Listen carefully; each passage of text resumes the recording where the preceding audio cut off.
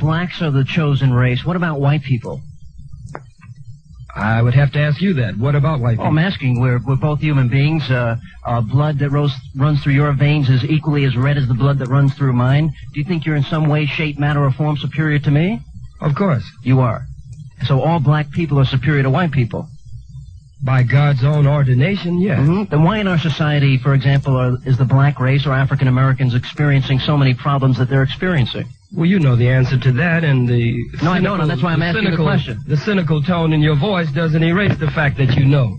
It's due to the wickedness of white America. White people all over the world, white people all over the world have gone into the house of black people, brown people, and red people, robbed them of a knowledge of self, taken their land over, renamed the land, colonized them, enslaved them, and put them under their yoke and way. So whites are in the superior position, no matter what the social, political, economic, or religious order, because of the wickedness and the underhandedness of the white man the world over. Sir, but not all white people are evil, wicked, or endorsing. Sir, I have never enslaved any human being. Let me finish my point now. I've never enslaved any black person in my life, nor would I endorse that or support that. I certainly look and view the slavery or the history of slavery in this country, for example, as evil, reprehensible, against the will of God in our society. Many white people fought for the freedom of slaves. Many people risked their lives, as did Harriet Tubman, during the Underground Railroad, to see to it that that evil was changed in our society, and I think that was a good thing. I think when you look at the marches of Martin Luther King, white, black together marched for equal justice in our society. Certainly, you're not going to impugn the whole race of white people, are you? What I am going to say after such a strong statement is that whenever there is any sign of what even appears to be righteousness and that which appears to be a spirit for justice and fair play and fair dealing, I am not one who would blanketly criticize that. If indeed that is your spirit and your personality, and if indeed you can point to many others who are that way, then certainly I would respect that. Then why should I have respect for you if you don't equally respect me in that vein, if you look at yourself as far superior to me? I am not one who would just look at myself far superior to you, but let me point this out to you. White people, you should be having this show with one of your own. White people teach that they are the father of medicine, the father of music, the father of history, the father of philosophy, the father of the sciences, the father of all of the disciplines of the world. I think that is a very ethnocentric and a very racist, white supremacist view. They teach us that angel food cake is white, devil's food cake is black. You wear white to weddings and you wear black to funerals. It's not good to lie, buddy, but if you must lie, it's all right if you tell a little white lie. If one is the black sheep of the family, blackball you, blackmail you. If I go to the pool room for a little game of pool, you got a white shiny ball on the table, knocking the hell out of the black ball, the brown ball, the red ball, and all of the balls of color, and the worst ball on the table is the black ball. If I go to church, you've got a blonde-haired, blue-eyed, pale-skinned white Jesus, when the Bible says that Jesus is a man with nappy hair and black skin. So white supremacy runs throughout every phase of white society the world over.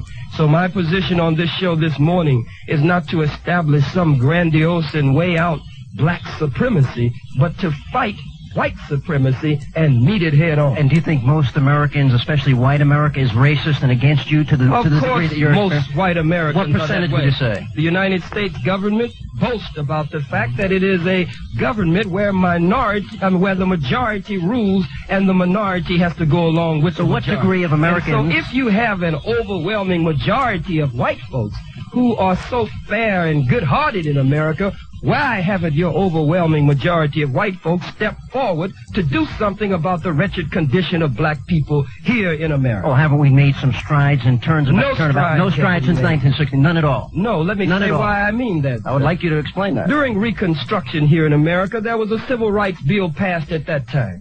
Black people held all kinds of political positions, and it looked like a period of political a turn after slavery for black people in this country. There was even a voters' rights bill, and all of that was passed. But when white folks got sick of that, they blocked the doors of Congress. They drove black people out of all the political positions. And so 100 years after that civil rights bill, another civil rights bill had to be formed and fashioned. Now we're debating and arguing with George Bush over the voters' rights bill. We already had one. That means it wasn't worth the paper that it was written on. Look at all the treaties that the white man signed with our brothers and sisters, the Red Indian. Treaties that would wrap around the globe and then some, and broke every treaty that he signed with the Indians. We can't trust that anymore. Can't trust it.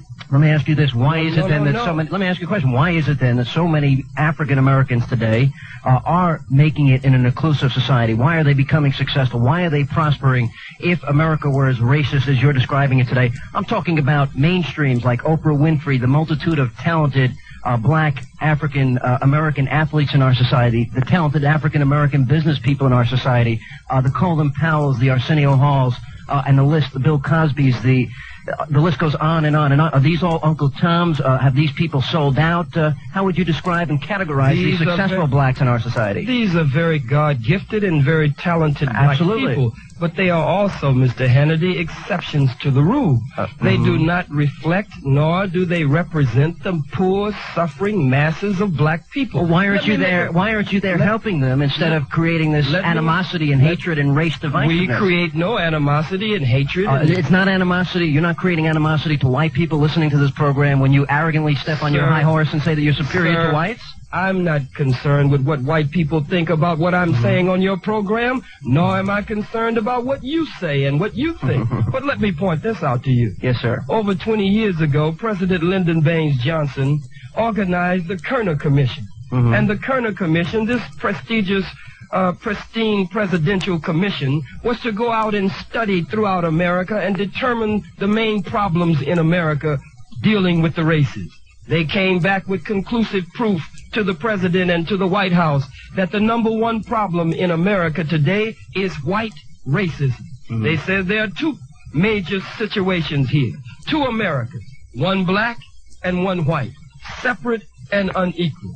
20 years later, today, the Kerner Commission has reconvened, and they say that the problems of yesterday are worse today than they were yesterday. It makes no difference that black people are mayors and that black people are public elected officials. The masses of black people are still catching hell, and if our condition is worse, in spite of all of these, what appears to be surface window dressing gains, then it really means nothing. Oh, so these people are just flukes, just very talented people that have fit Well, through I'm the not cracks. going to sit here and let some devil attempt to put me in a position I'm a devil? where I'm criticizing my own people. Am I a devil? You're attempting some devilishment on this program. I'm you a want devil? me to speak against my sister Oprah Winfrey. You want me to speak against my brother Bill Cosby. No, sir. You think I'm some lightweight, so you want to push me in a corner to say something against them. That is a devil who would try that. Oh, so I'm a devil. You're acting like I'm one. acting Are like you a one? devil. No, sir, I'm not a devil. Well, don't act like So one, I'm not Mr. acting like Hannity. one. No, sir, let me tell you. Let me tell you, sir, I admire the talents and abilities and the contributions of African Americans, wherever they might come from. See, my vision, sir, of America is far different than yours. As you see, I see this. It should be. But what I see, I don't think so. I think America is meant to be an inclusive nation where all people can prosper and be successful. It didn't start out that way. Well, if you let me finish my thoughts, I allow you to speak uninterrupted here. Certainly, go right ahead. What I'm trying to point out to you is that if America is going to be inclusive, if we're going to create this avenue or window of opportunity for all people, what I would like to see, instead of the NAACP, the National Association for the Advancement of Colored People, or some of the racist bigotry that you're spewing on the program today, I would much prefer that we see black, white, decent, good, wholesome Americans that believe in values that are strong, family-oriented, that will keep this nation strong, going forward, working together, and becoming successful. You don't share that vision. You would much prefer the separatist vision. Would you like for me to speak on what I do feel, rather than you be my spokesman? I'll tell you what, as soon as we Are you my national assistant? Would you like me to be? No, sir. Considering I'm a devil, you wouldn't want that to happen. We'll take a break. I wouldn't want a devil as my national assistant. I'm a devil. We'll come back. We'll talk more with Khalid Muhammad. He's a national assistant to Louis Farrakhan of the Nation of Islam. And we'll open up the telephone lines this morning as well. If you'd like to be on the program from Huntsville, all of Madison County, 830-2277, 830-2277. Toll free this morning if you're on cellular 1 at star 770. And you can join us from Limestone County, 232-3911. WVNN News Talk time now is 10:20. We'll take a break. We'll come back. More of the Sean Hannity Devil program coming up next, right here on AM 770 WVNN. Now, good morning, and thank you for listening to AM 770 in the Sean Hannity program. Some categorize this as the Devil's program as we talk about the issues each Saturday morning, 10 a.m. to 12 noon, Monday through Friday. You can join us 2 to 4 in the afternoon as we have our in-depth dialogue and discussion about the issues of the day. Khalid Muhammad joins us, National Assistant to the, you don't like to call him Reverend, but to Louis Farrakhan of the Nation of Minister Islam. Louis Farrakhan. Minister Louis Farrakhan. And we're talking during the break that you find it interesting. What do you want for the Nation of Islam? You want a separate nation, is that right? We want freedom and independence, however that can be achieved. If indeed white people are willing to go through the painful and painstaking process of mental and spiritual and moral and ethical change, then indeed we as black people, since we've been here in America, we have fought for many years to be included in the mainstream of white America. Now we have determined that as God's hand is stretched out of judgment against America, that we must do something for ourselves and we must build a nation of our own. That is not to say that it is to be a nation so separate until we want to rule over white people. We have no desire to rule white people. We want to express kujichagulia, or self-determination, over our own destiny. If we have a hospital and white people are ill or need attention, they would be welcomed into our hospital, and we wouldn't use them as guinea pigs the way they use us in their hospitals today. If you need a loan and you're qualified and you came to the black bank, we wouldn't redline the districts the way you've done against us. If in our political structure, we wouldn't set up gerrymandering and all of the redistricting in our system, we would have fairness. We could never treat white people the way they treated us, because God just didn't make us that way. He just didn't give us that kind of heart. Let me ask you a question. If I were to say all blacks were drug addicts because of the actions of the few, would you find that offensive? Because there are black drug addicts in our society. I don't find anything offensive that white people say. Okay, but if it would be all right with me. Okay, let's say a black person said that. Would you find that offensive? No, sir. If a black person said that, I would know that they have been robbed of a knowledge of self. They've been brainwashed by your people, and we would take the time and the love and give some care and sensitivity to the situation to try to open their eyes. Well, the point I'm trying to get to here is that the bottom line is the way you talk about white people, you put them all in this one category as if they're all racist, they're all against black people. You're imputing the character of the white race. I believe that there are some white people who do good. You do? I believe that I don't know if they are good, but I do know that there are some white people who do good. But let me say this, you've got to understand the sensitive nature of this. When white people came to America, they didn't just come in showing open hatred for the Indian and just killing Indians and mowing them down. They came in smiling at them, winking at them. They pretended that there was loving, caring, and sharing. The Indians taught them agriculture, taught them of their customs and ways. They even intermarried. But as soon as the Indian dropped his guard and the white man learned the ways of the Indian, they destroyed the Indians in a mass genocide plot. Now the original owner of this nation is selling moccasins and blankets on a reservation because they trusted the white man. When the white man came to Africa, he didn't just come in killing black people and showing open, bitter hatred. He came in as a friend and a sincere advisor. He came in and we rolled out the carpet for him. We gave him the best of our society and our world, and now we are held captive as slaves inside of America. So the blacks and the Indians and the minorities in our society of angels of light and the wicked white people have always decimated any other race besides themselves. That's what you're saying? I told you, if you're not my national assistant, you're certainly my Huntsville spokesman. I'm your Huntsville spokesman. I couldn't have said it any better than that, Sean. That's your viewpoint on that. That's your viewpoint, and I like it. You like that? I like it. It's not my viewpoint, though, because what I hear in you is somebody who's extremely racist, biased, and bigoted. And I'm not extremely racist, biased, and bigoted. Well, you are racist. You cannot compare me with the Klan. Oh, I certainly could. Absolutely. No one has ever enslaved the Ku Klux Klan or David Duke or the skinheads. No one has ever robbed them of their name, their language, their religion, their culture, God. No one has done anything to them. Let me ask you a question. How long are you going to stay in the past? How long are you going to stay in the past? When are you going to move forward? In the present. I just gave you the report from the Kerner Commission. We also have here the National Urban League, State of Black America. Jet Magazine just did a study that was done across the nation after 28 years. How much of Dr. King's dream has come true? And studies are being done all over. But if you're sitting here in a one room in Huntsville, Alabama, sitting behind a microphone being cynical and racist and bigoted every day, then you don't know what reports are out there in the world. You're saying I'm in another city almost every day. What city are you in? Oh, you travel around the country every day? All over, but I'm from New York. You're from New York. That's where I'm from. But the bottom line is, I want to ask you this. Why is it then that some African Americans are making it in our society? They're very talented. They're making contributions. Why do you impugn the character of them? Why not talk about the opportunity? I have never impugned the character of them. That's your devilish way to attempt to say that that's my devilish way. That's what it is. So this is incredible. Let me ask you this. What do you think is going to be the future of race relations in this country? You think we're going to have race wars? And are you going to be at the heart of it? Oh, what kind of silly little childish question is that? I'm asking, if you think whites are the devil and they've done all these terrible things, do you want to go to war against the white people? I believe that there are some whites. I don't know how good their heart is, but I do know that there are some whites who do good. You think their whites can get to heaven? Some whites. I know that there. Let me finish my point. I know that there are some whites who are standing up against their own people for the injustices that have been perpetrated against black people and dark people throughout the earth. But I can't trust them the way the Indians trusted them, the way my forebears trusted them in Africa. Even if I closed my eyes, I could never close both eyes. I'd have to always keep one eye open. Let me tell you something, sir, because I am an Irish American. My grandparents came here from Ireland in the early part of this century at a time when in Boston and New York and in Philadelphia it said outside of almost every shop, Irish Catholic need not apply.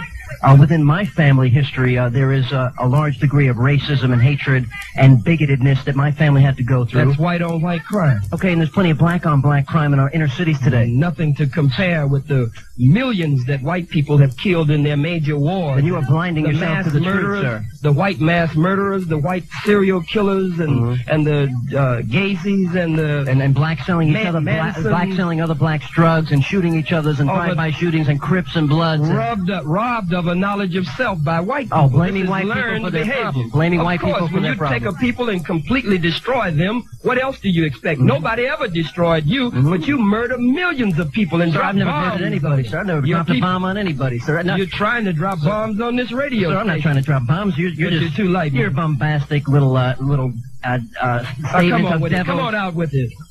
What's about? You got a problem? You're getting upset. You want to calm down? Come on out with it. You're just stumbling and fumbling. I'm not. You're an ignorant fool.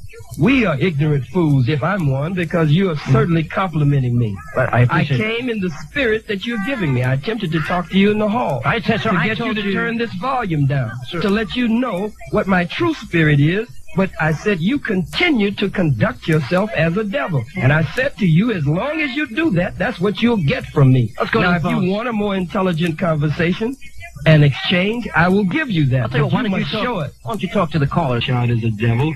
I will, but I said that Sean is acting like a devil on the program, but he is not. The whiter... Sean is a devil. He just said I'm a devil. You think I'm a devil, Todd? I don't think so. But listen. I mean, look, if I'm the devil or if I'm the epitome of evil, so you should... I don't believe you're the epitome of evil. I'm just You're a lightweight devil. I'm a lightweight devil. I'm a lightweight evil devil here, so... Interracial marriage, sir? No, sir. Are you against that, Todd? Do you believe interracial marriage is wrong, morally? Well, I don't think it's wrong.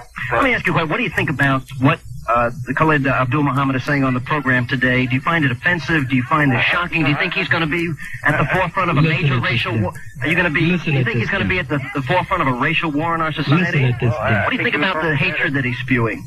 Well, I'm spewing love for my people. Yeah, but I'm not necessarily anti-white. I'm pro-black. Hatred towards the black race. I'm against anyone who's against us, sir.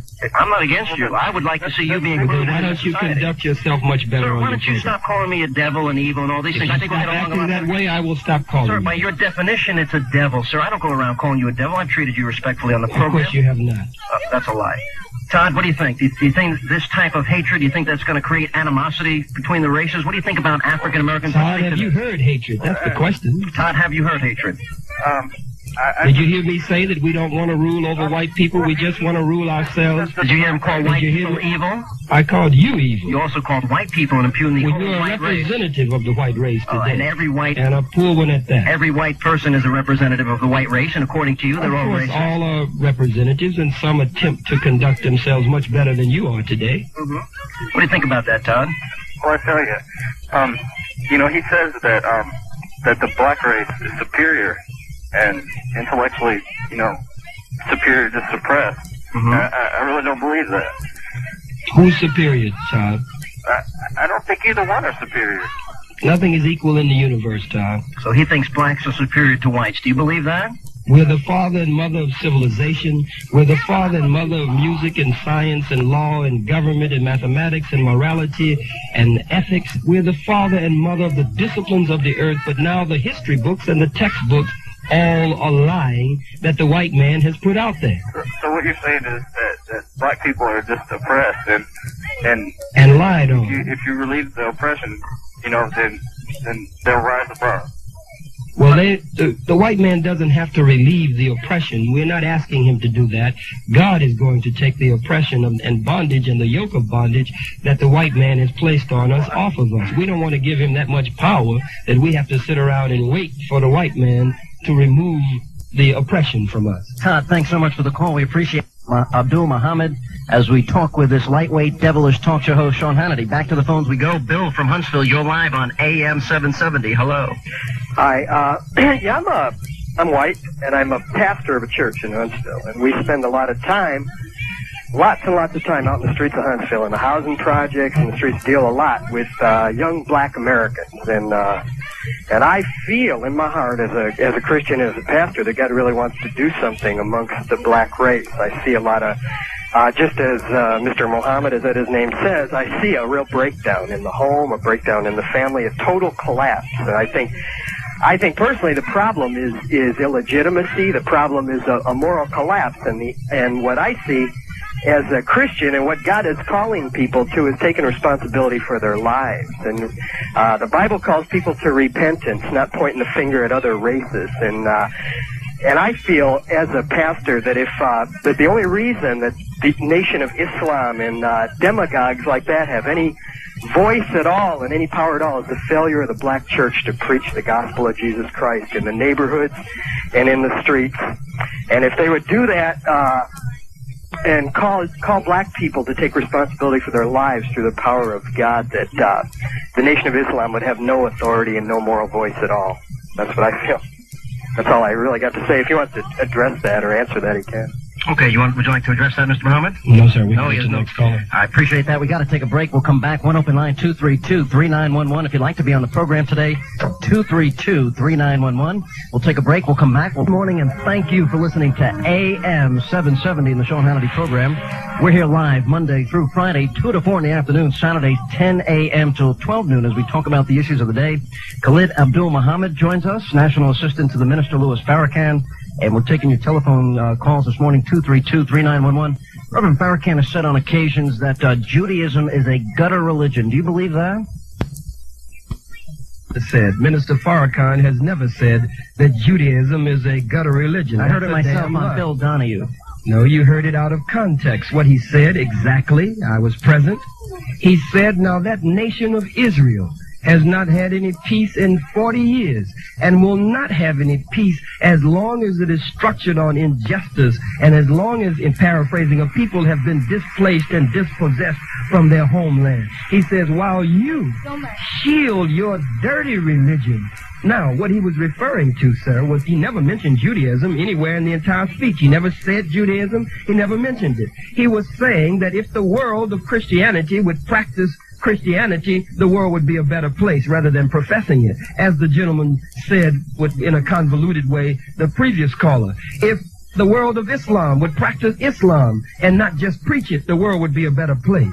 If the Jews would practice Judaism and not just preach it, the world would be a better place. So he was saying your practice is different from what you profess and what you preach. They preach Judaism, but they are practicing their own dirty gutter religion. If they embraced Judaism, then the principles, the moral principles and precepts of Judaism as revealed by Moses in the Torah would make the world a better place. But that is not what they're doing. Let me ask you a question. There was a journalist, his name was Milton Coleman, and if you remember, he was the one who put forth the statement by Jesse Jackson. I remember it well. Hymietown. And he was angrily labeled Uncle Tom by Mr. Farrakhan, and he and others... He is a Tom. He is an Uncle Tom. Of course he is. Because he told the truth about a statement made by Jesse Jackson. He violated the canons of journalism, and he violated the sensitive and very close and intimate relationship that a personal friend has with a personal friend. It was said off the record. It was understood that it was off the record, and then he didn't even have enough courage to leak it to the press under his own byline. He did it under someone else's byline. I would say that not only is he a Tom, but he's a hypocrite, and he should not be considered a friend because of the serious violation of that. So if he tells the truth about a statement made by a public figure like Jesse Jackson, you consider that Uncle Tomism? However you want to word it, sir, I've made my statement. Okay, I have another question. I'll tell you what, why don't we go back to the phones? First, we'll check in with Chuck from Tony. You're live on WVNN and the Sean Hannity program. Good morning. Hey, Sean, how's it going? Good, great time this morning. Yeah. Hey, Mr. Muhammad, I have a question. Oh, yes, sir. Mr. Muhammad, you don't think he's bigoted against white people? I don't. I'm not going to make any comments on that. I just have one question for him. I think an intelligent man, unlike you, Sean. I'm an unintelligent, uninformed, devilish, lightweight talk show host. Go right ahead. Calling in for some serious dialogue. You obviously don't want that. No, of course not. Okay, I think that some of the points that Mr. Muhammad made certainly have some validity, and perhaps if I was from that culture, and like he was saying, where people came in and were exploited, I would feel the same way. But what I would like to know is he made a statement that the white man had robbed the black man of his history and of his culture and of his God and everything, and I imagine that he would say that the white man did a pretty complete job of that. Is that so? Yes, sir, he did a very thorough job. A very thorough job. Okay.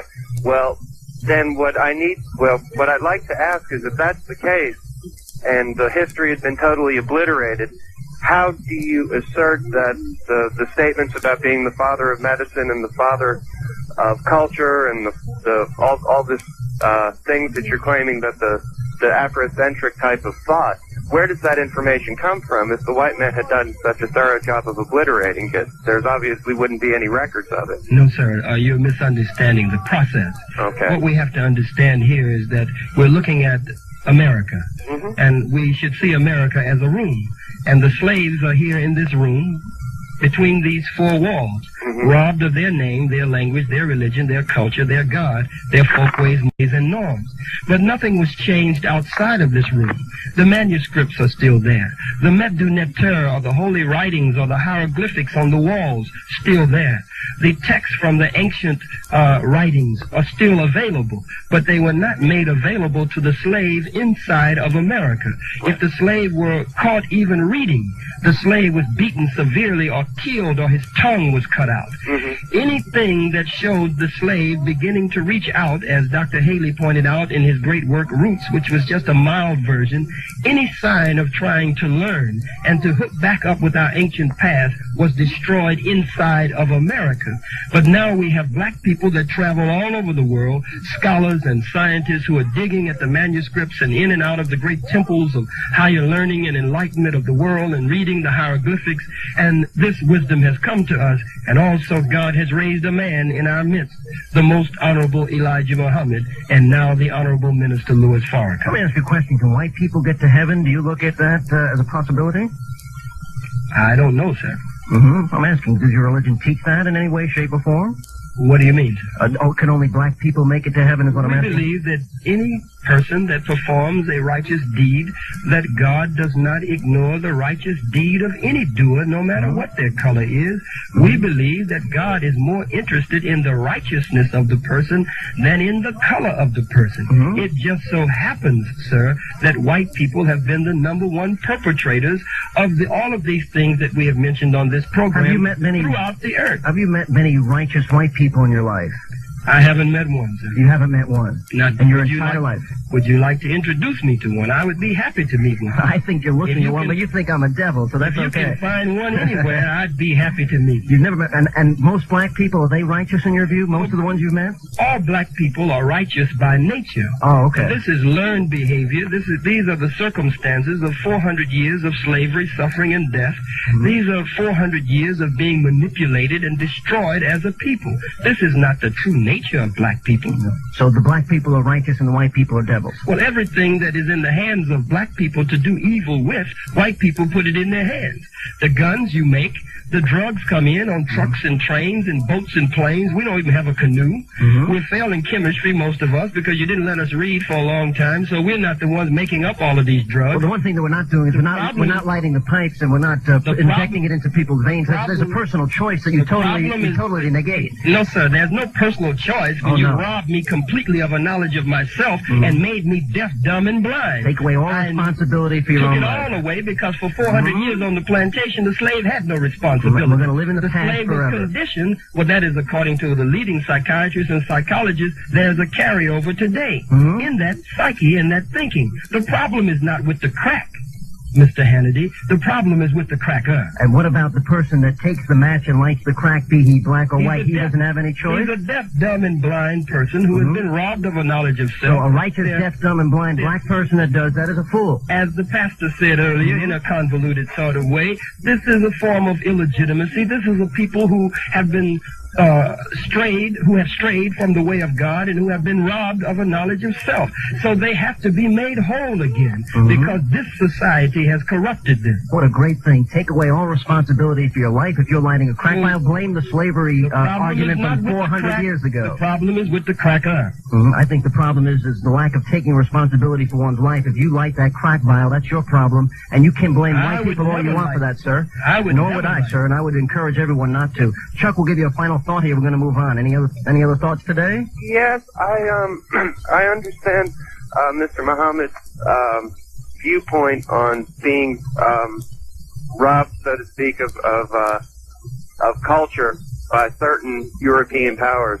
But I think that he should also maybe consider the fact that during that time of, if you would, European exploitation still exists, of the world, that certain countries who were in the business of exploited not only blacks but other whites and Asians, and that was just a period of exploitation. And by white people, is that correct? I beg your pardon, sir? Was it by European white people? There was, in the, quote, age of discovery, certainly there was, between Spain and Portugal and black the slave traders and as Belgium well. and England. No black slave traders. No arrogant white man was going to buy slaves from another slave. He would take that slave who was trying to sell the slaves and all the rest of the slaves. But what I'm trying to say, sir, is that over in, let's say, in Eastern Europe, let's say in Poland, okay, there was a movement of the Germans, the Austrians, and the Russians.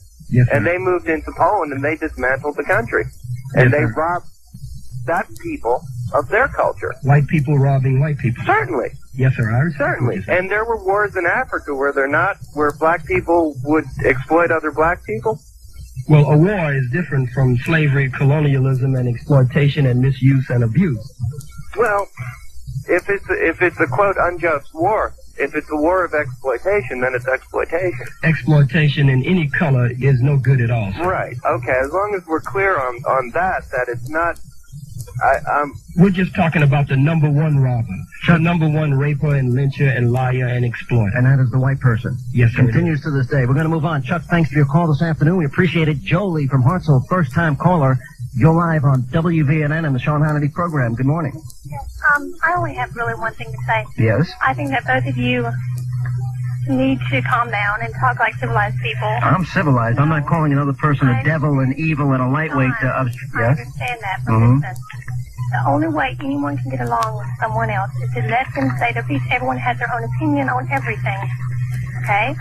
I think another thing that I noticed is both of you keep on saying you people for all the whites and you people for all the blacks. Blessed aren't the peacemakers, Jolie, huh? No, listen. It doesn't matter. Everyone is a human being. Everyone is equal in my great. Let me tell you my vision for America, and I'd love to hear Mr. Muhammad hear this. I would like to see in our society African Americans, white Americans, Irish Americans, Italian Americans, those Americans, the National Association for the Advancement of Good and Decent People that want to see this country move forward and live together and work together and start businesses together. Make America what it could be, a city on a hill, a beacon of light shining across the world. Those people that fight for the good values that families can get along and races can get along, that we can be successful, that we can end the drug problem. I would love to see these things happen, and I don't think we're ever going to get that way if we're blaming other people for definitely injustices of the past, which I agree with Mr. Muhammad about. I'd love to see the progress go forward. I'd like to see all racism end. I'd like to see people's hearts changed. And I'd also like to see this country work together in an inclusive manner. But this type of anti-white rhetoric, this calling white people devils. I just called you a devil this morning. Well, you just said to this audience that only black people were righteous and that white people called you a devil because of the way you act. Okay, I understand that. So I'm just saying I share a different vision. I think we should, as Martin Luther King said, judge people by the content of their character, because there are decent members of all races, in spite of him rolling his eyes and throwing his hands up in the air here. But that's my vision, which is certainly different than his. May I express my vision? Yes, sir. I, too, sir, would like to see all of those things. Black people, since we've been here in America. I mean, you agree with the devil. You better be careful here. No, sir, I'm not agreeing with the devil. Those are my convictions before I met the devil this morning. I have always, and black people have always wanted to see that. That's why we faced your tanks in the streets. That's why we faced... They weren't my tanks, by the way. Thank you very much. That's why we faced vicious police dogs in the streets. I'll tell you what, hold your thought. Jolie, we appreciate your call. Thank you for joining us this morning. We got to take a break for the news. We'll come back. We'll continue. We'll talk more with Khalid Muhammad, and he's the National Assistant to the Minister Louis Farrakhan of the Nation of Islam. One open line, 830-2277. Stay tuned. First, we'll get the latest from this afternoon at the Von Braun Civic Center, 2 p.m. today. And the title of, I guess, his talk is going to be In Christ All Things Are Possible, and a Bible Revival for Black Survival. And, I want to ask you a question, because there's got to be at least 15 bodyguards with you today. Basically, you surrounded the building. Do you feel there's a threat against your life? No, sir. I believe that security is prevention. Security is being so on top of a situation until you discourage even the thought from coming up in a would-be assailant's mind. It's not being so good until you can handle something if it happens. So if the President of the United States of America could be shot, if the Pope could be shot, if Dr. King, if Minister Malcolm X, if Dr. King's mother could be shot at the organ in the church, if the airports have had to take security precautions now, we just believe that it's a good security measure. You mentioned Malcolm X just a moment ago. What are your thoughts on Malcolm X? There's been a revival of support for Malcolm X in our society. I've recently read his autobiography. We're talking about a guy for the better part of his life who was a drug pusher, drug dealer, pimp, prostitute. The rhetoric as you spewed on the program today, where I think you can take the good message here and spread the gospel and raise up this inner city of children, or this group of inner city of kids today, to the point where they can be successful. They can become the Arsenio Halls, the talented athletes, the Colin Powells, and the Reverend Farrakhans and the Jesse Jacksons of the future. Well, what we must understand is that at Arsenio Hall or Bill Cosby, or if we are to look at a Spike Lee or an Oprah Winfrey, that is dependent upon white acceptance. White people must accept them and must allow them in. They are very talented, but there are many, many other black people who are equally, and in some cases, even more talented. Absolutely. But white people only allow one or two token blacks in who will serve certain purposes. I was attempting to give my vision just before the news break. Sure, go right ahead. And certainly I share with you, as many black people would share with you, that we have always wanted to see all of the races get along together. We have always wanted to see that kind of egalitarian society established, where there is loving, caring, and sharing, and where that abounds in the atmosphere. But as we look at it now, we can see that no matter how we face tanks and dogs and troops in the streets to keep us out of high schools, to keep us out of colleges and away from public accommodations, then to give us so-called civil rights and then turn around and take the civil rights gains back. Right. Now black people are beginning to come to the point where we want to just do something for ourselves and let white people go on and do whatever the hell they want to do. Why then, for example, let's take any black inner-city school system, for example, where it's totally run, totally monopolized by blacks. Why haven't they started to clean up their own community first when slavery has passed so many years ago? Do you not place any blame on them at all? I mean, you seem to advocate all responsibility for their behavior. Well, in all reality, some blame would have to be placed on them hallelujah. because we are in that situation.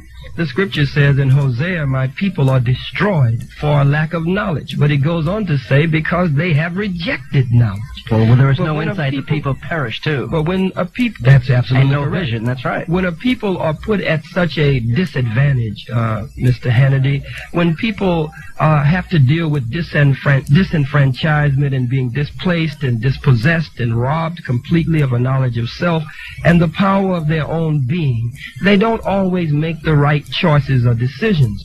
The educational system that has been put into their hands, it teaches them against their people. It reeks with white supremacy, and they are not able to bridge the gap between that and the growing consciousness that is coming up in the hearts and minds of the youth that they have to face each day. Let's go back to the phones. We'll check in first this hour with Bob from East Limestone. You're live on WVNN and the Sean Hannity program. Good morning. Yes, Sean, good morning. Wish to welcome your guest. He's a very articulate man. Yes. And I used to teach at Tennessee State University in Nashville, predominantly black school, and in a class on religion, we dealt with the black Muslims, and I and my students read Elijah Muhammad's first major book, Message to the Black Man. I have a couple of questions I'd like to ask your guest, but I'd like for him to comment for your listeners on the way that the white devils were created on the island of Patmos by the mad scientist Yakub. Would he comment on that and explain it? I will be touching on that, sir, today at the Von Braun Civic Center at 2 p.m. If you could come out to the Von Braun Civic Center today at 2 p.m., perhaps it's a very extensive subject. As you know, it begins on page 103 of Message to the Black Man, the great and illuminating book by the Most Honorable Elijah Muhammad, dealing with birth control, sex, and genetic engineering and the grafting process of grafting the recessive from the dominant. And touching on Mendelian law and other things, but I don't think that time would permit, and it's not a subject that I could just brush over lightly. But again, today at 2 p.m. at the Von Braun Civic Center, I can touch on it a little more extensively. Is there an admission at this tonight, do you know? Today? I believe the tickets are $7 at the Von Braun Civic Center, but I also understand that that's for those who will be dining. But there are separate arrangements, different arrangements made for those who will not be dining. Understand. Bob, go ahead. Let me ask, please, about the myth of Yakub, because it's just a small part of it is Go very right germane. ahead, sir. Go right ahead. If white people are devils, and I'm not going to dispute that now, but if white people are devils, and according to the myth of Yakub on the island of Patmos, this mad black scientist created white people by continuing to cross till he got lighter and lighter skin, then I'd like to ask the minister how he comments on white people being what they are as created by this mad black scientist Yakub. Well, sir, white people are a part of black people. I would be one of the first to say that, if that's what you're leading to. From the 30% of dissatisfied among black people, as we are taught by the Most Honorable Elijah Muhammad, from that 30% of dissatisfied, we understand that in the original black man and black woman, that there was a weaker nature or a weaker germ, and a certain propensity or inclination toward deviation from God's divine law. And out of that nature of black people comes this personification that we call white man and white woman today. So your point is well taken. I hear under what you're saying that if white people are all that they are today and they come from black people and come from Yakub is the correct pronunciation, what does that say about Yakub and black people? The process was a purging process that was to last for 6,000 years. For us to see the weaker part of us rule us and govern us, a part that became extremely wicked, far beyond what it started, and once we would come from under this, we would no longer allow this to creep back into our spirit and our nature again. But where are we in the 6,000-year period now? We are at the end of the 6,000-year period now, sir. We're on the Sabbath day, or the seventh day, which, according to Scripture, represents now the coming of God and the establishment of God's order, a kingdom here on this earth. Okay, my other question very quickly is, when I was teaching at Tennessee State, I wanted my students to go to the local Mosque of Islam on Charlotte Avenue. Yes, sir. All my students were black, and I'm white. Yes, sir. And I arranged this, and one of my students came to me. They didn't have transportation, so I was going to take care of that. One of my students came to me very embarrassedly and said, Dr. C, she said, you will not be able to go. Yes, sir. And I anticipated what the reason was, but I asked her because I wanted her to feel the thrust of this. She said, because you're white. Yes, sir. And I felt that the student, I didn't feel offended myself. I think people have a right to exclude whomever they want. But I felt embarrassed for her and the other black students because they had already felt white racism against them, and now they were feeling black racism against me. Well, I Can don't... you comment on that? Could I go to a black Muslim mosque today and be welcomed? I would love to comment on that for you, sir. Okay. We have special occasions, only special occasions. The meeting today at the Von Braun Civic Center at 2 p.m., some of our mosque meetings, you can come to some of our mosque meetings, but only on very special occasions. Let me explain why, though, sir.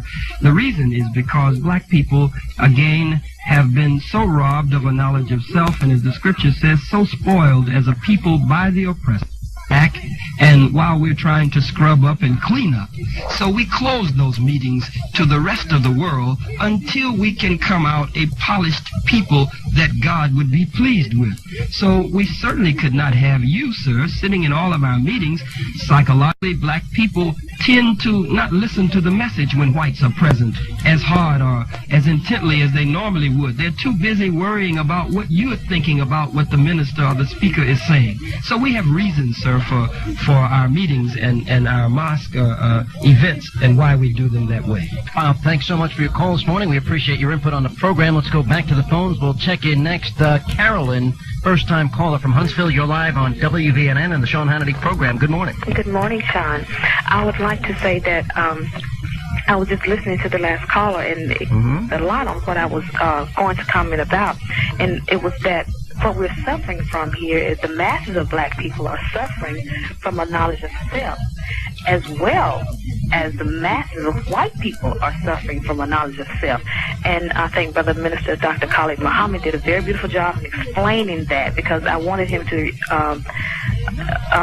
comment on that, to try to teach both people, because this is what we're suffering from. Well, let me ask you a question. Obviously, you support Mr. Muhammad, and that's perfectly acceptable. But do you hear elements of racism here? For example, whites not allowed in the church only on special occasion. If blacks were excluded from any white church, wouldn't society raise up in indignation and say that's a form of racism? You've done it since we've been here. Not me, sir. What churches would not allow a black person in? Can you name one? Even Jimmy Carter's church, when he was running for president, wouldn't allow a black pastor in. He was a candidate for the Democratic nomination, and they wouldn't even allow the black man in his church, and he's the president. Oh, so you support this form of racism? George Washington, Thomas Jefferson, they all owned slaves. Associated Press just released it on his birthday, that they owned slaves, sold them for kegs of molasses and syrup, and these were the founding fathers of America. Well, so obviously you want to rebuild America and have your own separate nation, as you've been talking about today. But we will not treat you the way you've treated us. Sir, I have not treated you any which way. Let me reword it. We will not treat your people the way your people have treated us. Do you deny the white race? I think my people are people of good character, regardless of their color of skin, sir. So if they're of bad character... If that were the case, then we would be of the same people, are we? We would. Mr. Hunley. Because I'm of good character, but I question yours. Mr. Hunley? Yes, ma'am, Carolyn. Yes. What I'm hearing is that you seem to be trying to dig and endeavor, and it's like he said, you are acting like a devil rather than try to listen to what he's saying. Well, I've heard what he said, and what I hear is... but you keep bringing up the same old thing. Well, ma'am, you consider it the same thing, but I think they're important if we're talking about... You know what she's saying is true. If we talk about statements that I view as bigoted and racist, yes, I'm going to bring it up on the program. I have no animosity towards this gentleman. You have veiled bigotry, veiled racism. In your viewpoint, sir. You're one of the slick devils. I'm one of the slick... Not only am I a devil, I'm a slick devil. But a lightweight. Slick, excuse me, he's contradicted himself. I'm not only a slick, I'm a lightweight devil. I think you've contradicted yourself a number of times on the program. Let's look at this question. Carolyn, let me ask you a question. Do you support this Nation of Islam? Is that your viewpoint? You think that's the best vision for America that's going to help the black race in our society? For black people. For black people. Does she not have a mind of her own? Could she answer a question? Well, you cut right into her statement. I'm asking, apparently you wanted to program her. Oh, I'm programming her, and you're coming to her defense. Of course, she's my sister. What a champion, I'll tell you. What a nice guy. May I speak? You know, I think it's sad, though, that you're so weak, that you're so easily programmed, Carolyn. Listen at this devil. I think it's a shame that you're so easily listen, programmed that you don't have a stronger mind for listen yourself. At the syrup. That you need him to step in and defend you. The grease slipping from this slimy devil. I'm a slimy devil. Trying to make her feel now. No, because you've hypnotized her to believe and to rote back like a parrot every day on this program. Everything that you spew, all your hatred. You just never met one like me. Sir, what you do is you hypnotize this woman, you come to her defense, because she's not capable of standing up without you jumping in. I'm hypnotizing you, devil. Sir, you don't hypnotize a thing. May I speak? Go right ahead. What I'm... Sir, if you were able to hypnotize me, I'd start spewing your hatred. Will you allow my sister to speak, please? I'll allow her when I'm ready. Will you allow my sister to speak? Sister speak. She's my sister. You ignored the white woman who came on first, who wanted a job, and you wanted a sensationalized program, so you ignored her sincere call about a job. I'm a bigoted, slick, and she was one of your own people. You didn't even want to hear her talk about a job. Go right ahead, Carolyn. I think you're hurt, and you would do well to listen to what this man has to say. But he won't even let me be a member of his church, Carolyn. I can't even go down and join because I'm white. No, you can't join. Mm-hmm. Well, if you listen, then you probably could. But Carolyn, I can't. I'm not allowed to. Yourself. He just said I'm not allowed to join. Carolyn, didn't you hear him? He said there were special occasions. Special occasions, but then I'd be treated like a second-class citizen. The very thing that he stands on this program supposedly fighting because he's a hypocrite. I'm not fighting against second-class citizenship. I understand what I'm inclusive. I would include you in my church. You can go to any church that I go to, sir. Sir, I might come and visit your church one day. So do you hear the hypocrisy, Carolyn? I could come and visit your church. You could. I would never deny it. You're calling all of that out of him instead of listening to what he has to Ma'am, offer. if I could even join his church, I might have an open mind to it. You want to be a black Muslim? I would consider it, but I'm not allowed to go to your church. Do you want to be a black Muslim? No. Well, then stop jiving. I'm just saying, in principle, even if I wanted to, I couldn't go to your church. But it's hypocrisy to You're pretend. the hypocrite. Me? Because you're saying on this program that believe what I say, and I say what I believe, and I act on it. Let me tell you, here's the hypocrisy. What you're saying is blacks were treated poorly in this society, they were discriminated against, and in your very own church, you won't allow whites in on a regular basis, only when you freely choose to allow whites in. You want me to allow the people in who discriminated against us and who oppressed us? Sir, I never discriminated against a black person in my life, sir. You're allowed on my program as equally as any other person. I can't trust you. Do this for your ratings, sir. Sir, this is not for ratings. This is because this is my job, sir. It's your job to be a devil and cynical on the air. Carolyn, we'll give you a parting shot in peace here. Go right ahead. I'd like to say that maybe you should do as the forefathers or your forefathers have done and take a lesson and learn from your father while you have him in your midst. And what should I learn? You should learn who you are, why you Ma'am, are I know the way who I you am. are. I know why I am the way I am.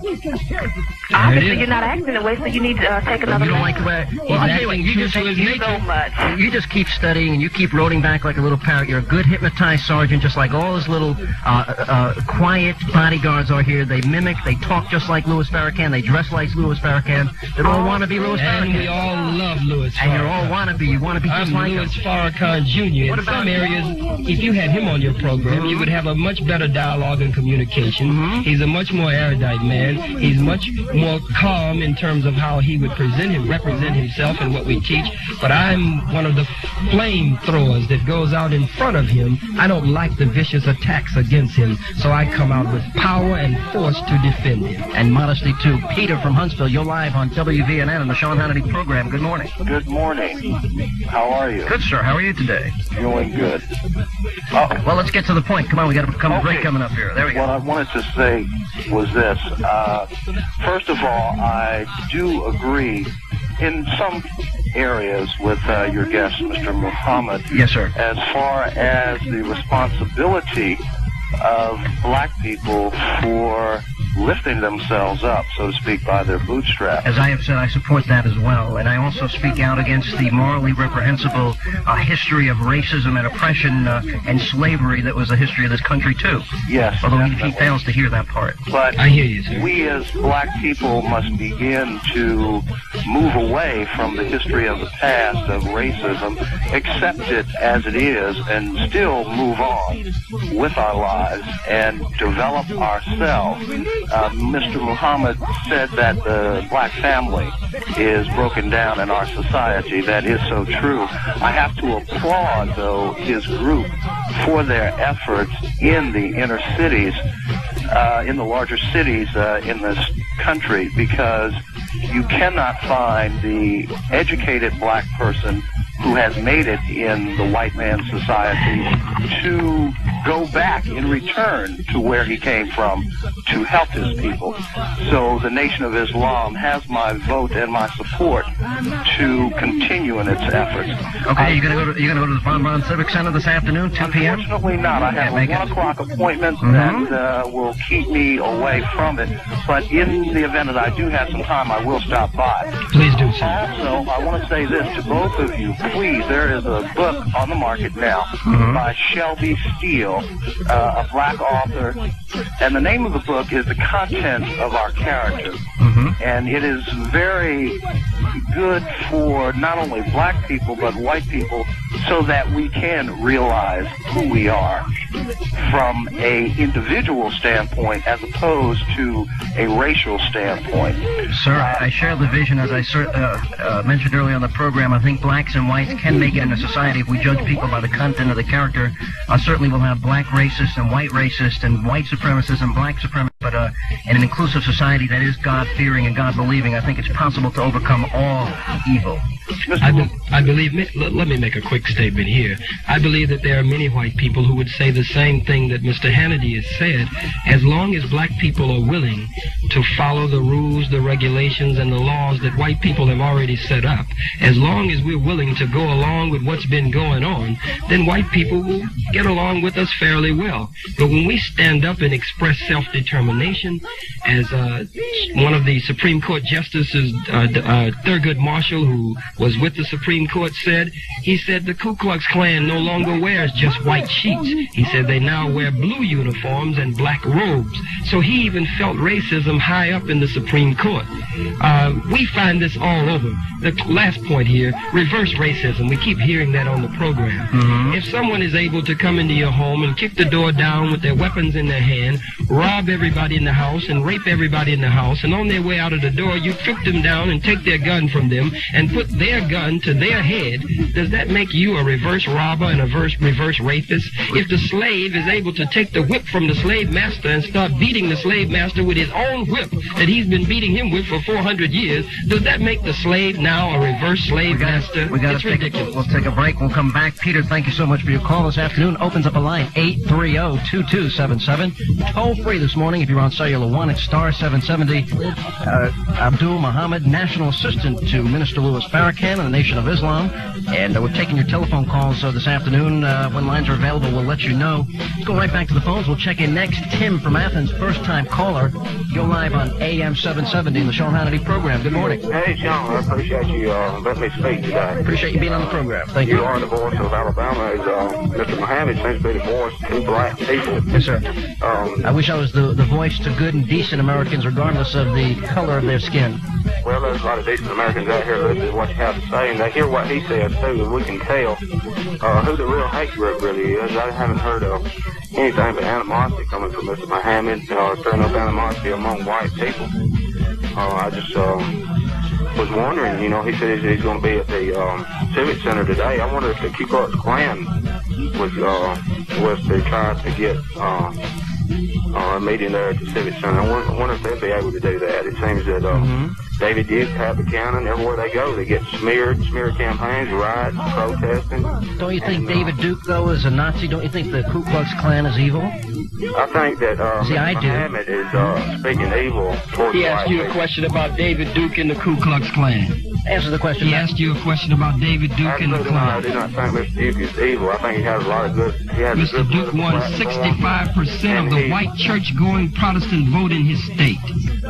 He does have a He's not standing alone. And he gets smeared everywhere he goes. Also got creamed. 65% of the white Protestant church-going vote is not a smear, sir. Also got creamed nationwide at the most 7% in the primaries he got for president. Bottom line is, I think both extremes are being talked about here today. I think he represents the other extreme, the black George Washington owned slaves. Thomas Jefferson, he wasn't with David Duke. The founding fathers of the country owned slaves. So what you... white forefathers, they created this country. And they all had slaves. And sir, you know, So what you're witnessing here today is not reverse racism, but it's black people standing up finally against the racists who have their foot on our neck. Well, let me ask you something, Mr. Muhammad. What do you think about repatriation of black people to the motherland of Africa? I love repatriation, but I believe that after 400 years of our sweat, blood, and tears being in the soil of America, America was built on the back of the slaves. We worked from can't see morning to can't see night, and we were never paid a penny. So if America were a true and a just nation, as reparations is being discussed with the Japanese, reparations the Germans with the Jews, reparations America with the Indians, but no one wants to discuss reparations to the black man and woman here in America after 400 years of building this country under slave labor. Some of these states should be given to us. Some of the most fertile and minerally rich states. We can't take money from America alone because America's economy is in trouble. Her banks, her savings and loan, IBM, Xerox is in the Clorox. General Motors and others, her airlines are in serious trouble. Her financial center used to be at Wall Street, now it's in Tokyo. She used to be the #1 lender nation of the world, now America is the #1 debtor nation. God's hand of judgment is stretched out over America. You're not hearing bigotry and hatred on this end. You're hearing finally a love among black people rising up, and among them springing from our minds and our breasts and our chests and our souls. And we believe that as white people will now recognize this, that they will say just what you're saying because they don't want to see black people stop begging them. We don't believe in welfare. We believe in farewell. Tim, we'll give you a parting shot here. What do you have to say about that? I believe there is a board for the white people. The night of the Ku Klux Klan, I'd like to remind everybody of the rally that's coming May. Oh, so wait a minute. You're a Ku Klux Klan member? So are you. That I am. Your hood is hanging in the closet. Sir, let me tell you something. I repudiate the Ku Klux Klan for what they stand for. Sean will be at the meeting. Sean will not be at the meeting. Thank you very much. He'll have his hood. I look at it.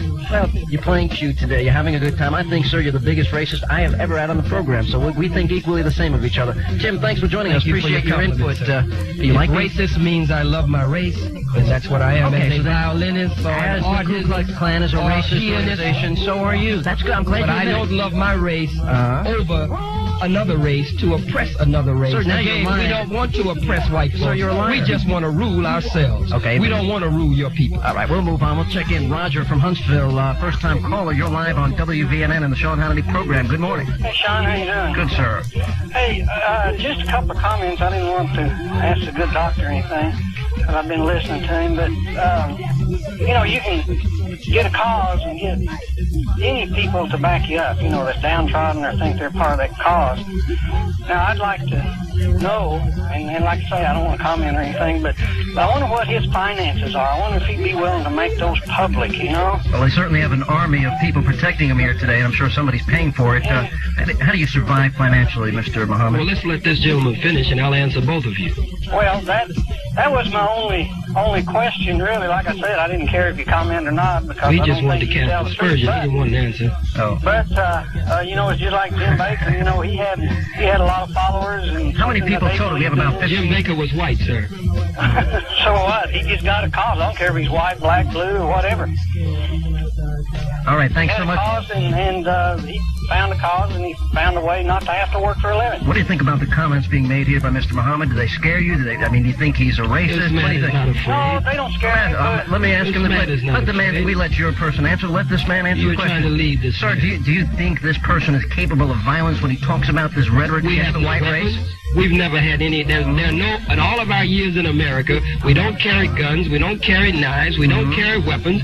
We've never painted anything on any Jewish synagogues. We don't desecrate anyone's graves. We've never attacked any white people. We've never done that. Police agencies in every city say that the Muslims are some of the most model citizens in those cities. I'm so glad to hear that. I'm asking him a question. Do you think he'll probably just whip up the frenzy and distort the minds and the thinking of young African Americans, making them hate the white person. So the point is, you don't want them to hate white people. We want them to love black people. You'll have minions doing your bidding, just like you like. My objective is not to get black people to hate. You admitted on this program that you want to hypnoptize Carolyn and other people that call on the program. You hypnotize people on here every morning, and then I'm hypnotizing you. I'm not on in the morning. I'm only on Saturday morning. I'm saying what whenever you're on, sir. Sir, what I'm making the point to you is that what you want to do is you want to whip up. Do you want me to answer this gentleman's question? After I ask you a question, that'll be fine. I'm saying we're going to ignore his question and go to your question. That's right. We're going to ignore his question and go to my question. What I'm asking you is, when you distort and whip up this frenzy and hatred and this bigotry towards white people, I'm sure it's in the hopes of having minions hypnotized by you doing your business. I only deal with the history from my teacher, the Most Honorable Elijah Muhammad, and the Honorable Minister Louis Farrakhan. We make up no history on the white man.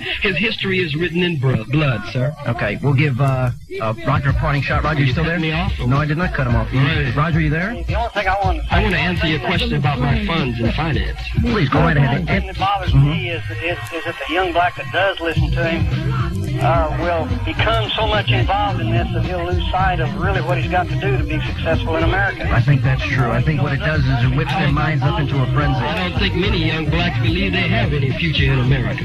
I know a lot of young blacks, sir, that have a good future. I know a lot of successful blacks, old, young, whatever you want to call them. And I don't think that they'd follow you. Thanks, Roger, for the call. We appreciate your input. Opens up the line 830-2277. Toll free if you're on cellular 1*770. If you'd like to answer your question about the finances, go right ahead. I am a volunteer. You're a volunteer. I work for the movement. These men, none of them are on salary. They're all dedicated to the liberation and salvation of the black nation. How do you survive? The Nation of Islam takes care of all of my expenses. I don't receive a check. I don't receive a salary for this. This is not a job for me. This is my life's vocation as a minister and as a man of God, working in the vineyard of God to deliver his people. So you own no personal wealth? I have no assets and no liabilities. Okay, appreciate that. Let's move on this morning. We'll check in next. Kevin from Madison, you're live on WBNN and the Sean Hannity program. Good morning. Good morning. I just have a couple of comments, and one of them, as far as one race being superior to the other, as far as the brain or whatever that may go, I believe that is each individual. I believe there's individuals of both races that have the mental capacity to learn and become more knowledgeable than other people. I believe there is certain blacks that are smarter than certain whites. I believe there are certain whites that are smarter than certain blacks, but I will not draw a line and say all blacks are smarter than whites. I believe each individual, if you want to do that, you can put us both away and say simply because of the moral character, the Asians dust us both off. I mean, and it's basically because I'll tell you, make a great point, because character and the learning and the discipline when you're young is what it takes to be knowledgeable and successful in life. It's not a matter of waiting and, well, I've been downtrodden, now all of a sudden I'm so smart, I'm going to learn everything. Well, it's interesting if you watch Asians succeeding or being so successful in this country, other people from other countries coming here, not speaking the language, not so caught up in the rhetoric and hatred and bigotry of racism, they're very successful in a short period of time. What I would like to see, and I think that's void in the African-American community, is the leadership that is pushing and pursuing excellence, taking advantage of the American dream as other immigrants to this country take advantage of each and every day. It's no American dream. It's only an American nightmare. Okay, there we go. But let me say this is Sure. I want to answer that. Certainly, sir, I believe that there are very intelligent, very wise, and very smart white people among the white people, as well as among black people. What I was attempting to do early in the program was to address the very pointed question that came to me by Mr. Hannity. When I spoke of black people in a superior position, that was not to negate intelligence on both sides. I was collectively dealing with a collective history of black people being the fathers and mothers of the earlier disciplines that the world has based its foundation on. That's merely what I was talking about, going back to Socrates and Plato and Aristotle and Pythagoras and others, and studying the great scholars of the world who are now giving us information that shows that they made pilgrimages to Mecca, not to Mecca, but to the Mecca of education of that day, to Kemet or to Egypt and other parts of Africa. Kevin, we're going to move on. I'll tell you what, we're going to take a break. We'll come back. We'll continue. WVNN News Talk time now is 11:49. I'm sorry, good morning. Coming up on afternoon. Thank you for listening to AM 770 in the Sean Hannity program as we talk about and discuss, as we debate the issues of the day each Saturday morning, 10 a.m. to 12 noon, Monday through Friday, 2 to 4 in the afternoon. This afternoon, we're going to carry the program up until 12:15. And as we continue our discussion with Khalid Muhammad, National Assistant to the Minister Louis Farrakhan, he'll be speaking this afternoon at the Von Braun Civic Center, 2 p.m. today, and the title of the lecture is In Christ All Things Are Possible, a Bible Revival for Black Survival. And if you'd like to go on down there, you can do so this afternoon. Let's go right back to the phones. One open line, 830-2277. Someone fell off during the break. We'll talk first with Janice from Hartselle, first-time caller. You're live on WVNN and the Sean Hannity program. Hello. Hi. Hey, Janice. Welcome to the show. Thanks. Listen, I wanted to ask, I don't know his name, but I want to ask him a few questions. Mr. Muhammad, yes. Yes, Mr. Muhammad. What Bible do you use, Mr. Muhammad? Well, we study from all of the Bibles. You know, there are so many Bibles now. There's the Douay version, the Schofield version, the King James version, the Phillips version, the New World Translation, the Revised Standard Version, the Re-Revised Standard Version, and the Re-Revised Standard Version. And some of the Bibles have 66 books in it, and other Bibles have 72 books in it. So we try to study all of them, even though there seems to be some disagreement among those who are publishing the Bibles and in the seminaries and theological schools as to which one is the most authentic from the original manuscripts. Okay, well, I usually use the King James Bible. But in our church, I go to a non-denominational church, and there are blacks that go to our church.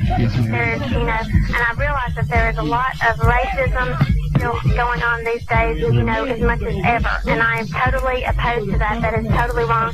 And from the very beginning, it was wrong, and God did not.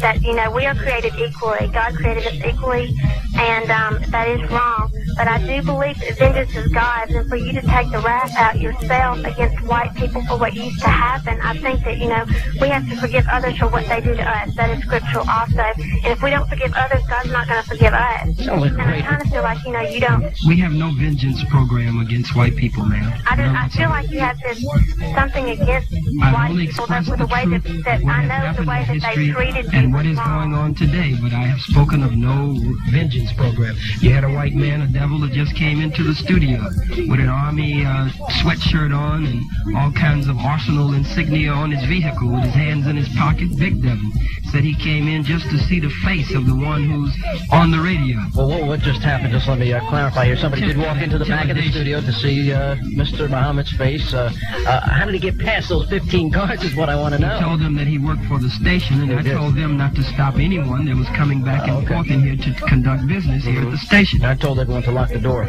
Anyway, it sounds like she's bringing up a good point here, because I think what she's talking about is forgiveness, moving on, the true essence, I believe, of religion.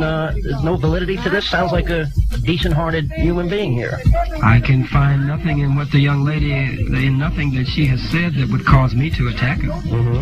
Well, I guess from listening to the show, I feel like you have a lot of resentment, because every time someone would get on the show, you would say that the forefathers had slaves and all this, which is wrong. And I would in no way say that it was right. As many white people fought against that morally reprehensible thing, but he fails to acknowledge that.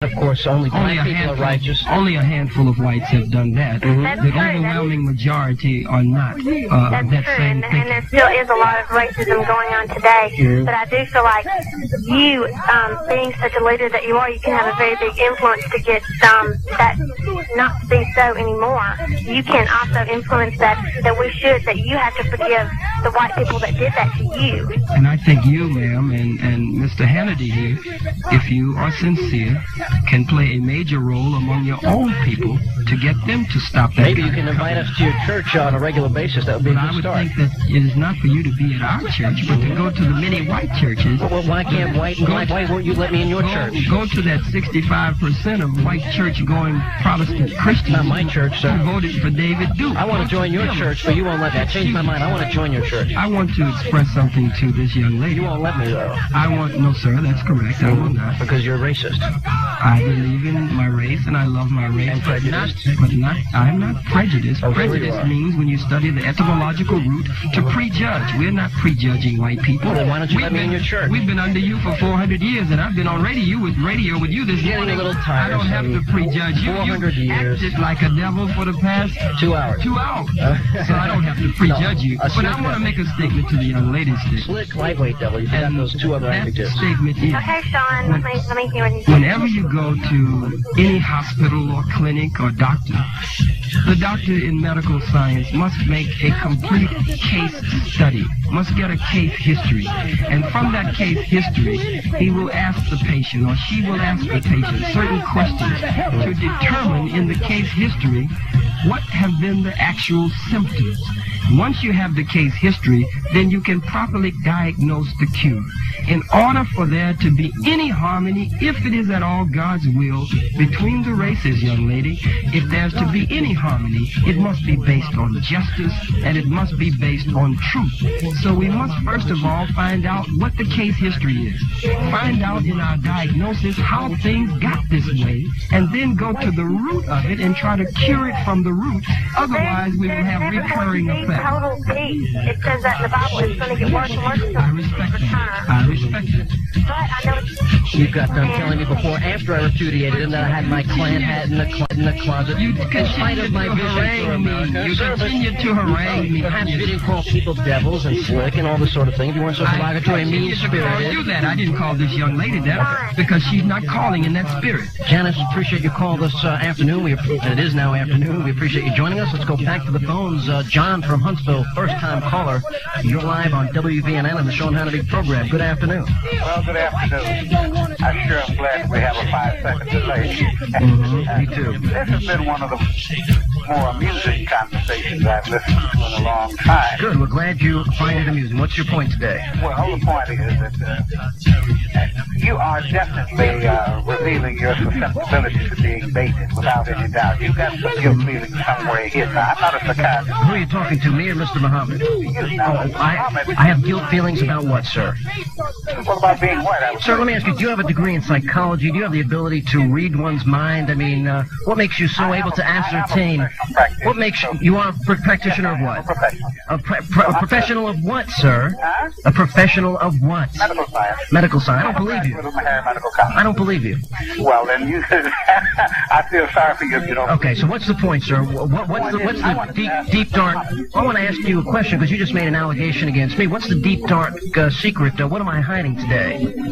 Well, we'll find that out later on. Well, you really don't. But the point is, you really don't know, do you? I think I do. I don't think so. What is it then? Okay, I wanted to ask Mr. Muhammad. No, I want you to answer the question, sir. What is the deep dark secret? Please give me a deep, dark, long condition, the system of living in a racist system. And what is it, sir? What is the deep, dark secret? Will you tell us, please? We've asked you 10 times. The white man just has to be in control, doesn't he? Sir, why don't you let the man answer the question? You won't allow him to answer. I'm answering. I don't appreciate you disrespecting him this way. Go right ahead. Answer the question. I want to hear what you have to say. Tell me my deep, dark secret of guilt that you're going to expose on the program. What I wanted to say first, and then, of course, I'll deal with your question. No, sir. This is my program. Man wants you to do it the way he wants. Either you do it my way or you're not going to be on the program. That's right. Well, that's quite That's the way America is run. Sir, I'll allow you your comment if you just answer, if you go further on the allegation. Isn't that something? If you go further with the allegation, you made an allegation against me, and I think it's fair that you back that up and define what you just said. You haven't backed anything up. You said Sir, this I want to hear what you have to say. I think I can make it rather convincing, even you. Sir, then please tell us the deep, dark guilt. We've been going around here for 5 minutes. Tell us that. We'll allow you to make your comment. Don't you have any guilt whatsoever participating in? No, sir, I've never been racist. No, sir, I've never been racist in my life. You don't even realize the racism that you're wreaking over there. I'm sorry? You don't recognize it, and that's the point I was trying to demonstrate to you if you just let me ask Mr. Muhammad a question. Go right ahead. You can't answer my question. You're inept. That's it, sir. Now you call the man inept. He is. He's totally inefficient. I ask him a question 5 times. He makes an allegation. He can't back it up. Go right ahead, sir. Sometimes, okay, but anyhow, let's get back to the point. Some time ago, there was a Klansman that called in, and it seemed as if Mr. Muhammad almost immediately perceived that this guy was a member of the Klan, but you didn't. you had to ask him whether or not he was a member. It came on in the very later stages of the conversation. Did you notice that? I'm sorry, sir, I didn't understand it. What did you say? I think Mr. Muhammad did. What's that? Mr. Muhammad. That's correct. Some time ago, there was a Ku Klux Klansman that called in, and you seemed to recognize almost immediately that this guy was a member of the Klan. I don't know, sir. I don't know if he's a member of the Klan. He was not invited to the studio. That he was a member of the Klan. Who's that, sir? Oh, are you talking about a caller or the His person memory that is came down? failing him now. White people's memory conveniently failed them when it is necessary. No, sir, I'm not really sure which person you're talking about. Half an hour ago. Oh, the person that called in on the program. Yes. Okay, yes, sir, that was true. He's a member of the Klan, and I repudiate the Klan. I think it's an evil organization. But only after he admitted it, you had to ask him, was he a member of the Klan? You were agreeing with everything he said. No, that's not true. Mr. Muhammad almost immediately perceived that he was a member of the Well, Klan. he's so much sharper than I. Appreciate your call this afternoon. Thanks for joining us. Let's move on. Kevin from Lawrenceburg, Tennessee. You're live on WVNN and the Sean Hannity program. Hello. Hello. We're running low on time this afternoon. Go ahead. All right. I'd just like to start out by saying I'm only 16 years old. I go to Lawrenceburg High School here. Yes, sir. And I'm a white guy, and I associate mainly with the blacks at my school. Yes, sir. There's not a large group of them there, but what I've wrote today is rather an interesting conversation. I'd like to say that in the past 400 years, as Mr. Muhammad said, the white race has been a low-down dirty dog to most of the other races, and today there is still some of that left over. Sir, I think the racism, as I said on the program so many times, is morally reprehensible. I speak out against that on a regular basis. Roll your eyes here selectively, Mr. Muhammad. Go ahead, your final point here. We got a lot of people on the lines. Well, see, me, I'm of a younger generation. Yes, sir. I understand that. And I believe that the only way that we can get rid of, to make the world a better place for tomorrow is that